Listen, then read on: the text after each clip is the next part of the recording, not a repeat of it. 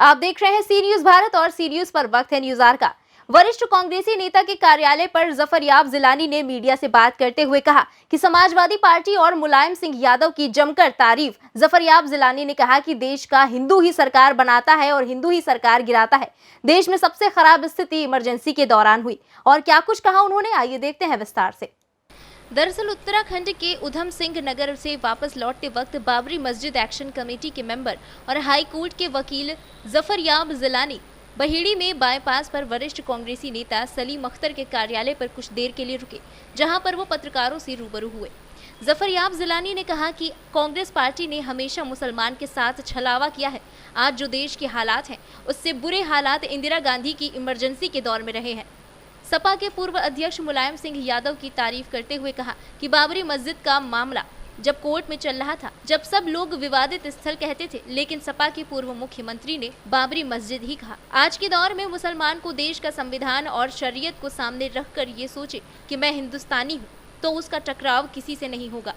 उन्होंने कहा कि देश का संविधान हमें संविधान के दायरे में रहते हुए ही अपनी बात को कहने का और अपने अपने मजहब के हिसाब से रहने की इजाजत देता है। जिलानी ने कहा कि देश संविधान से चलता है, संविधान रहेगा तो देश चलेगा। वहीं बीजेपी पर हमला बोलते हुए कहा कि देश का हिंदू ही सरकार बनाता है और हिंदू ही सरकार गिराता है। उन्होंने कहा कि मौजूदा वक्त में हिंदुओं का बड़ा तबका भाजपा से परेशान है, जिसका खामियाजा विधानसभा चुनाव में सामने होगा। उसी को बुनियादी संविधान रहेगा या आस्था रहेगी। संविधान रहेगा, देश चलेगा। क्या बात, आस्था रहेगी, देश चलेगा। इसमें कोई हमारी चेंज नहीं है पॉलिसी। 86 में हम लोग पढ़े इसमें, सिर्फ इसलिए मामला एक मस्जिद, आज भी मस्जिद के बारे में झगड़ा हुआ है वहाँ, लेकिन वो बाबरी मस्जिद नहीं है। वो चंद लोगों की सोच है, वो एक पूरी तंजीम की सोच थी। तो आज तंजीम मुल्क की हुकूमत है, तो हमें इससे मतलब नहीं तंजीम कोई हो। संविधान तो किसी तंजीम का पाबंद नहीं। संविधान जो है वो पूरे देश के लिए है और उसको मानना पड़ेगा। नहीं मानेंगे देश नहीं होगा। तो हमारी सोच वही क्या है। क्या आप आज भी मुसलमान क्या 90% से ज़्यादा तबका वो जानता है कि बाबरी मस्जिद क्या है। अब आप आज 10 साल वाले बच्चे को पूछेंगे, उसको न मालूम होगा क्या है। ये जो मस्जिद के लिए जगह लेके बात की गई है, कहाँ तक दुरुस्त है? कतई गैर शरीयत, गैर शरई और गैर कानूनी। न इसकी इजाज़त वक्फ एक्ट है, न इसकी इजाज़त शरीयत में है। मस्जिद के बदले में ज़मीन नहीं ली जा सकती, लिहाजा हम लोग अलग हैं। वो वक्फ बोर्ड के चंद लोग जो बीजेपी सरकार के इशारे पर काम कर रहे हैं, इसको फिर बीजेपी ने एड करवाया। बीजेपी के मेंबर नामजद के लोगों ने एड कराया। वो बेकर है। जिस दिन सरकार बदल जाएगी और सरकार वक्फ बोर्ड के चेयरमैन को या तो खुद इस्तीफा दे देगा या उसको तनाज़ुल कॉन्फ्रेंस है, क्योंकि सरकार के नुमाइंदे हैं।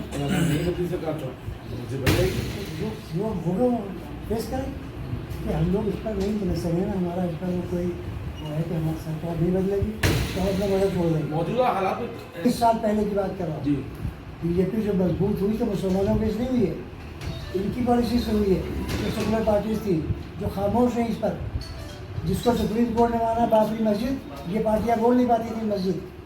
मुलायम सिंह अकेले बोले मस्जिद, ये फर्क था उसमें। साउथ इंडियन उस वक्त कांग्रेस पार्टी बोली। अब वही सभी लोग अब कोई मसला ही नहीं बोलने का है। तो जब मकसद होता है तो बोलते, रोज रोज बोलने की जरूरत नहीं। इस जमात आप जो जिस जमात में उसको छोड़ के मुसलमानों को किस तरह चलना चाहिए सर? संविधान को सामने रखकर और अपनी शरीयत को सामने रखकर। बहैसियत इंडिविजुअल मैं मुसलमान हूँ और इस्लाम से गवर्न होता हूँ। बहैसियत मुल्क मैं हिंदुस्तानी हूँ और संविधान से गवर्न होता हूँ। इसको कोई टकराव नहीं है, क्योंकि संविधान इंश्योर करता है आर्टिकल 25-26 में मज़हब पर चलने की आज़ादी। दोनों बातों पर अमल करें, कामयाब हों। ज़रा से पीछे हटाइए, इस्लाम से हटाइए तो भी नाकाम होंगे। इमरजेंसी में हो चुका 75 में। ये सोच के हम लोग ठीक है कि इससे बड़ा ठीक कुछ नहीं है। यकीनन वो भी जुल्म था, ये भी जुल्म है। बाद वालों में ये ज़्यादा खतरनाक है। लेकिन उस वक्त 2.5 साल में हमको गिरा दिया था ना। हमने मुस्तकिल से आपको मुस्तकिल कैसा दिए। अभी साल भर के बाद इलेक्शन हो जाएगा, पता चल जाएगा। हिंदू ही हुकूमतें बनाते हैं, हिंदू ही गिराते हैं।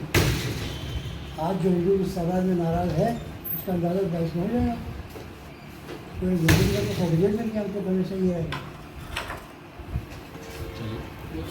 आज जो मुल्क के हालात हैं, जैसे आपने संविधान की बात की, लेकिन अगर कोई संविधान के दायरे में ही रह करके अगर सरकार की कोई विरोध की बात कहता है, जो कि उसका जायज़ भी होता है बिल्कुल विरोध, करता तो उसको एक ऐसे देखा जाता है जैसे वो कोई देखा देशद्रोह। जाता है। सुप्रीम कोर्ट बार बार कह रहा है कि संविधान में ये अधिकार आपको दिया गया है कि देश के कोई बड़े से बड़े लीडर भी, हत्या कि सुप्रीम कोर्ट की भी आलोचना करने का अधिकार है, तो संविधान ही नहीं देता है।